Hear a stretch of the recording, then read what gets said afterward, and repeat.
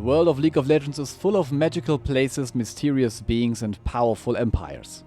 Over millennia, glorious civilizations have grown from humble tribes. But one of these empires stands out in the present day of Runeterra. Its influence grew so dramatically in the bare century of its existence that we base our calendar on its founding. In this video we learn what drives these people, what their principles are, and where their origins lie. This is the history of Noxus.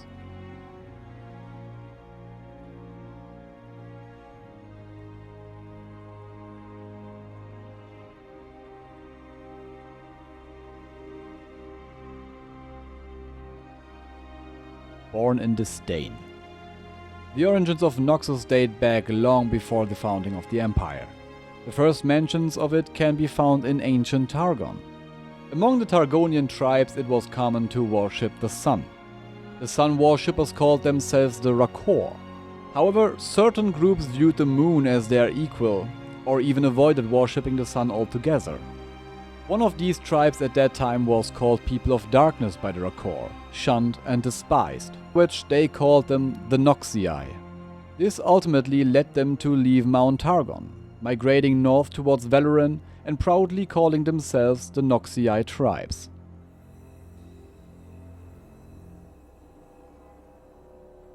The reign of Sun Uzal. One of the Noxii leaders was Sun Uzal, a ruthless warlord. Driven by his faith, he destroyed every tribe and settlement that crossed his path, hoping to earn his place at the table of the gods in the Hall of Bones. All the bloodshed attracted the demon Atakan, who attacked the warrior. Sun Uzal was able to defeat Atakan, but lost his best general Katashli in the attack. To save him, he commissioned the magicians of his army to use the fallen warrior's helmet to unite Atakan and Katashli's soul and bind them to the warlord. With the monster created this way, the conqueror was unstoppable. Ultimately, however, Sun Uzal was just a mortal man and died one day, sure that he had secured his place in the Hall of Bones.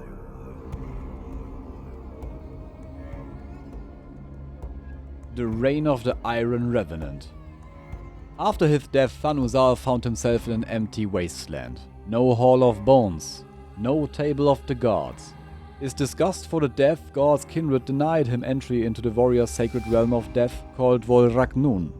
The former warlord realized, however, that this was not the final end. Souls repeatedly passed by on their way to the afterlife, while Sun Uzal lingered, and so he learned the language of the dead, Ognun. Knowing the magic of this language, he began to call out through the veil of the spirit realm into the material world, and promised his power to those who would free him. 400 years before the founding of Noxus, a circle of mages heard his call. They summoned the spirit and attempted to bind it to their magic using its true name. But Sun Uzal was no longer the man he once was. He was now a spirit, pure magical energy, and from then on, his name was Mordekaiser. He destroyed the sorcerers and forged his weapon Nightfall from their souls. He created a body from black metal plates that was meant to resemble his former armor. With his necromantic magic, he resurrected his fallen warriors and once again bound Atakan to himself. With his unbridled power, Mordekaiser forged an unstoppable empire, bringing war and suffering across Valoran and expanding his warring circles to include more magical artifacts, powerful sorcerers, and the fire demon Tyborg. He also captured the Yordle Vhagar and tortured him to obtain information about the legendary realm of Yordles and their magical powers. In the middle of all this destruction, he built the Immortal Bastion, a symbol of his power and a vault for his magical artifacts. Mordekaiser's reign lasted for generations. Marked by massacres and destruction, it was only a matter of time before his madness became a thorn in the side of more powerful opponents. A mage within his own ranks grew increasingly concerned about the future of Runeterra and allied herself with the blood mage Vladimir, who was worshipped by the remains of the Noxii tribes on the cliffs of the eastern coast. Taking advantage of the looming conflict, the two powerful mages united the tribes and marched on the Immortal Bastion.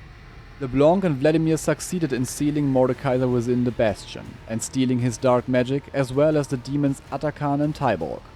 The Noxii took over the Immortal Bastion, unaware that the dark power they believed they had defeated slumbered deep beneath the structure.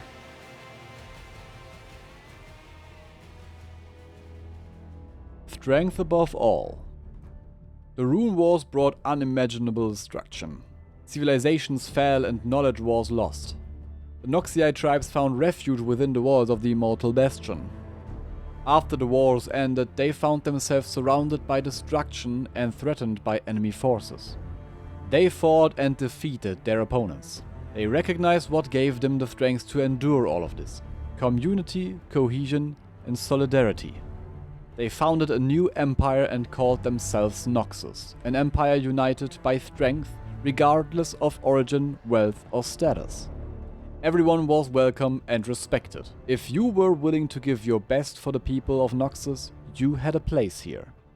To unite all people of Runeterra under these principles, the conquests began. The Noxians elected their first Grand General, who would lead them both on the battlefield and in politics.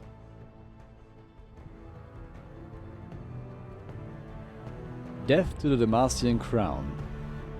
The borders of Noxus expanded, and nothing seemed to stand in the way of the growing empire. The brutal warlord Sion claimed many victories in his conquest of the Northwest, and, as the last of his bloodline, vowed to die a glorious death. Meanwhile, Noxus encountered Demacia's defenses to the west. The battle-hardened kingdom proved a match for the empire and was able to push its armies back to the east. When Sion learned of this, he marched with his army to the western front to support them.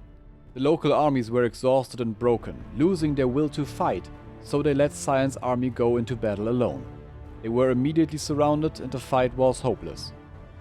In a final attack, Sion charged the Demacian king Jarvan I and grabbed him by the throat. Sion was besieged by enemy units. Spears and swords pierced him, but only when the king stopped breathing did Sion allow himself to die. In honor of his achievements and impressed by his final battle, the Noxians brought Sion's body along with the king's crown to the Immortal Bastion and built him a monument.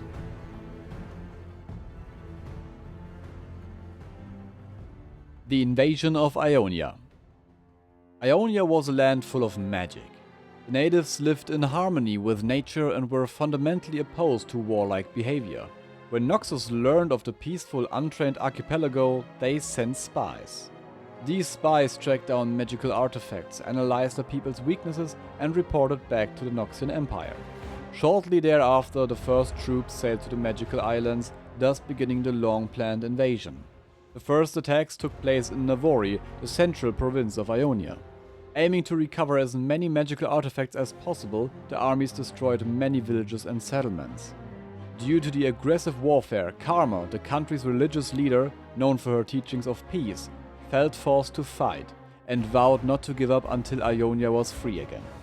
One of the most important battles was led by the Noxian general Jericho Swain at the Placidium of Navori.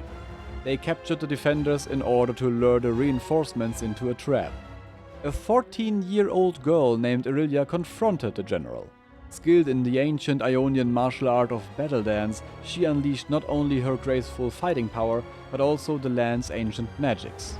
She managed to strike down a dozen of Swain's veterans and brought chaos among the Noxian units. After the prisoners managed to free themselves and rushed to Irelia's aid, the young warrior severed the general's left arm from his body and brought him to the ground. The moment the girl raised the general's arm to the sky marked the turning point in this invasion. But as he lay dying, Swain had a vision that gave him the will to survive and return to Noxus.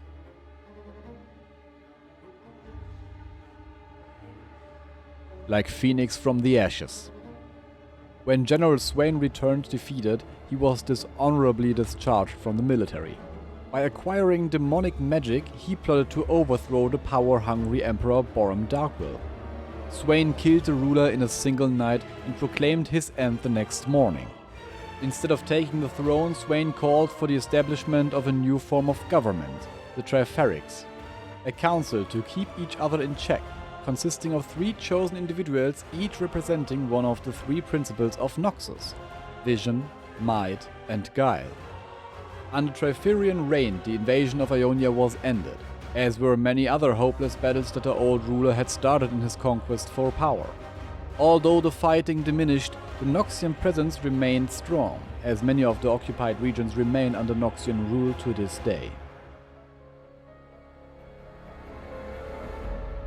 But our History is a beautiful lie. While the history of Noxus is marked by conquest, war and pride, few know what takes place behind the walls of the immortal bastion. Since Mordekaiser's sealing, a hidden circle has existed deep within the capital. Led by LeBlanc and Vladimir, the Black Rose collects magical artifacts and powerful beings. While terrible experiments are being conducted with Vladimir's blood magic, LeBlanc seeks the most powerful weapons and spells and infiltrates noble houses and governments not only in Noxus, but throughout all of Runeterra.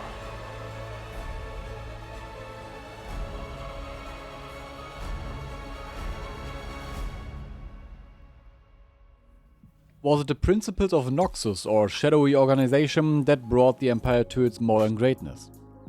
Is there an era of change coming under the new government, or is it just a matter of time until the next war begins? What secrets still lie beneath the immortal bastion, and how deep and far-reaching are the roots of the Black Rose truly? Beneath its facade of strength and power, Noxus hides many secrets and questions. Which of these questions would you like to have answered?